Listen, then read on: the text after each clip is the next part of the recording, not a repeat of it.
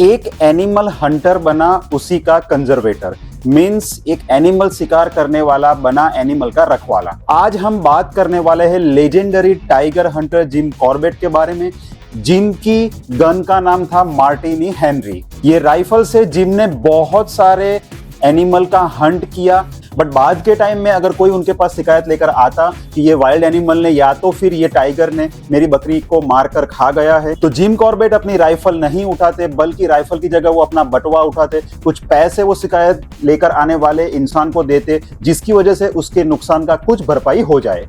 तो Jim Corbett के साथ ऐसा तो क्या हुआ कि उन्होंने शिकार करना बिल्कुल भी बंद कर दिया। तो आज के वीडियो में हम यही जिम कॉर्बेट के बारे में कुछ इंफॉर्मेशन लेंगे। तो ज्यादा आपका टाइम नहीं लेता हूं, सीधा वीडियो को शुरू करता हूं। Let's begin.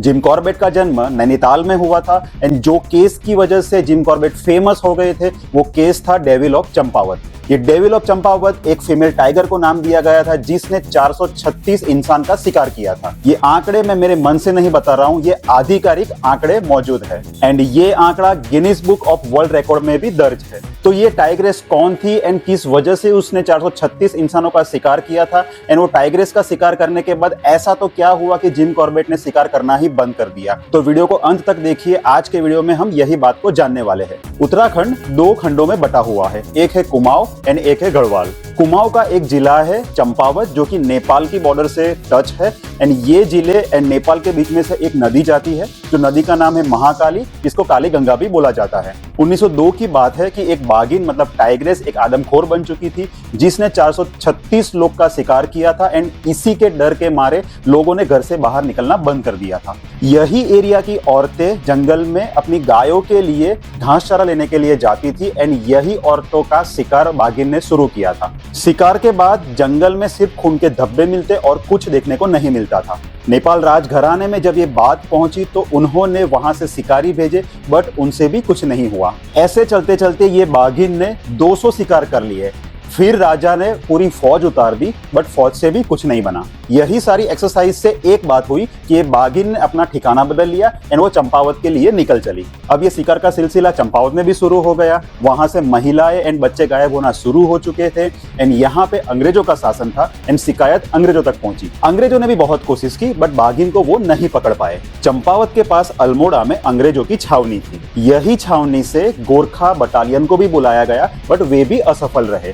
फिर प्रशासन ने ये बाघिन पर कुछ पैसे इनाम के रखे एंड यही इनाम की लालच में बहुत सारे लोग वो बाघिन के पीछे गए। कुछ तो खाली हाथ लौट गए, बट कुछ वो बाघिन का शिकार हो गए एंड अब मरे हुए लोगों की संख्या 436 तक पहुंच चुकी थी एंड यही नंबर था कि जिसकी वजह से चंपावत का नाम Guinness book of world record में पहुंच गया, बट लोगों का जीना हराम हो गया था। फिर अंग्रेजों ने एक तार भेजा नैनीताल एंड वहां से हमारे हीरो जिम कॉर्बेट की एंट्री हुई।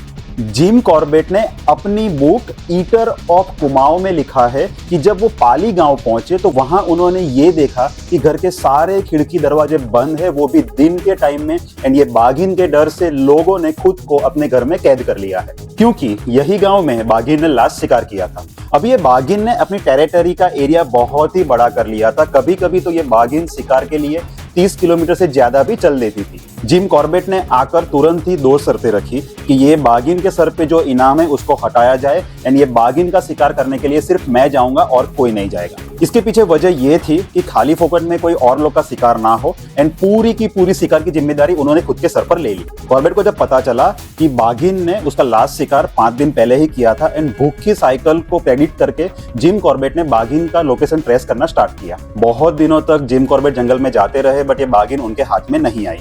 इसी दौरान जिम कॉर्बेट ने 3 और जंगली जानवरों के शिकार किए एंड यही शिकार की वजह से गांव वालों को ट्रस्ट बैठा कि हाँ, ये बंदा वो बाघिन का शिकार कर लेगा।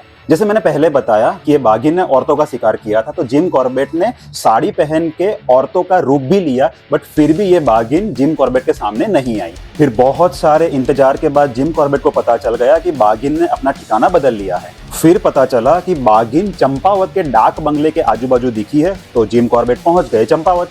इसी बीच बाघिन ने एक और शिकार कर लिया एंड जिम कॉर्बेट अपनी राइफल लेकर वो शिकार की जगह पे पहुंच। वहां खून के धब्बों में ये बाघिन के पैर के निशान साफ दिख रहे थे। कॉर्बेट ने 1 मिनट भी नहीं लगाया एंड उन्होंने ये पैर के निशान का पीछा किया। कुछ ही दूरी पर ये बाघिन एक पानी की टैंक के नीचे अपने शिकार को खा रही थी। बाघिन ने कॉर्बेट को देखा एंड कॉर्बेट को देखते ही बाघिन ने अपना शिकार खींचना शुरू किया, बट शिकार हैवी था तो बाघिन वो शिकार लेकर जा नहीं पाई एंड वो वहां से भाग गई। कॉर्बेट ने एक प्लान बनाया, उन्होंने गांव वालों को इकट्ठा किया। गांव वालों के पास चाकू छुरी जैसे हथियार थे एंड साथ में ढोल नगारे भी थे। कॉर्बेट का प्लान बहुत ही सिंपल था कि जब बाघिन अपना शिकार लेने को आएगी तब लोग ढोल नगाड़े बजाएंगे एंड बाघिन इसकी वजह से डिस्ट्रैक्ट होकर अपना रास्ता बदलेगी एंड वो रास्ते पर जाएगी जहां पर कॉर्बेट अपनी राइफल लेके पहले से ही मौजूद थे। ये प्लान सफल भी हो गया। अगले दिन बाघिन आई अपना शिकार लेने, लोगों ने ढोल नगाड़े बजाए एंड बाघिन ने अपना रास्ता बदला। वो गई कॉर्बेट के सामने एंड कॉर्बेट ने वहां पे गोली चला दी। पहली गोली बाघिन के पीठ पर लगी एंड दूसरी गोली बाघिन के पैर पर लगी। कॉर्बेट वो बाघिन के पास गए, उन्होंने तीसरी गोली भी चलाई, बट तब तक बाघिन अपनी सांस छोड़ चुकी थी। जैसे ही बाघिन मरी, लोगों ने जश्न मनाना शुरू किया। कॉर्बेट भी बहुत खुश थे, बट जब कॉर्बेट ने वो बाघिन की तरफ देखा एंड कुछ ऐसा देखा कि कॉर्बेट की मुस्कान फीकी हो गई, मानो कि उनकी मुस्कान गायब ही हो गई। मैंने जैसे पहले आपको बताया था कि जिम कॉर्बेट ने एक शिकार के बाद शिकार करना छोड़ दिया था, तो वो यही शिकार था जिसके बाद जिम कॉर्बेट ने शिकार करना छोड़ दिया था। कॉर्बेट ने देखा तो बाघिन के दाएं तरफ के दांत टूटे हुए हैं एंड उसी जगह का जड़बा भी टूटा हुआ है। वो बाघिन को पहले भी गोली लगी थी एंड इसी की वजह से बाघिन का शिकार करना नामुमकिन हो गया था एंड यही वजह थी कि ये बाघिन आदमखोर बन चुकी थी, क्योंकि टूटे हुए दांत एंड टूटे हुए जबड़ों से बाघिन वाइल्ड एनिमल का शिकार नहीं कर पाती। क्यों? क्योंकि वाइल्ड एनिमल का चमड़ा इंसान के चमड़े के मुकाबले मोटा होता है एंड इसीलिए ये डेविल ऑफ चंपावत ने इंसान का शिकार करना चूज किया। जिस बाघिन को हम डेविल ऑफ चंपावत के नाम से जानते हैं, जो कि आदमखोर बाघिन थी, बट वो ही बाघिन को आदमखोर बनने के लिए हम जैसे इंसानों ने ही मजबूर किया था। एंड ये घटना के बाद जिम कॉर्बेट टाइगर कंजर्वेशन मुहिम में जुड़ गए एंड यही एक रीजन है कि उत्तराखंड में आया हुआ जिम कॉर्बेट नेशनल पार्क उन्हीं के नाम से रखा गया है। तो फ्रेंड्स, हमें ये बात से यही सीखने को मिलता है कि हमारा किया हुआ कुछ भी काम सामने वाले इंसान को या तो एनिमल को क्या बनाता है, वो हमें ध्यान रखना चाहिए। उम्मीद है फ्रेंड्स आपको आज का वीडियो पसंद आया होगा। अगर वीडियो पसंद आता है तो वीडियो को लाइक कीजिए, शेयर कीजिए और हमारे चैनल को सब्सक्राइब कीजिए। बाय।